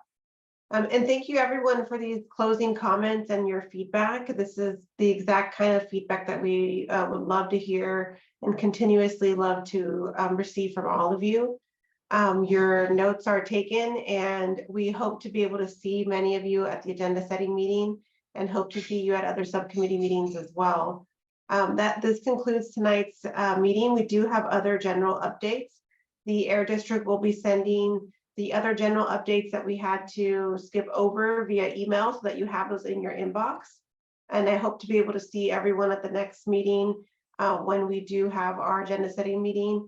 And we do hope to be able to continue the discussion at that point of what should be prioritized for the next meeting, which will be held on October 25th at 5 p.m. Thank you for all of you who spoke up today and had an opportunity to share your feedback. And have a good night, everyone. We'll talk to you all soon. Mija, hello? See, Joanna? Hey. Joanna, yes. I had problems to log in. First, I used my phone and then my computer, and I'm having trouble with the electricity as well. Yeah, same here. Don't worry about it. Yeah, I saw that you were here with the phone and then after that with the computer. And also, I wanted to tell you that a poster that you put, it was beautiful in the 223 in the corner at the store in the 223 and 184. In that store, that poster is big and it's giving a lot of information. It's really pretty. It's excellent. Thank you very much for your comments, Joanna. No, excuse me for interrupting because I was here for 30 minutes raising my hand. No problem. We appreciate your comments. Yes, Joanna, because we didn't see your hand. So thank you for letting us know. Good night.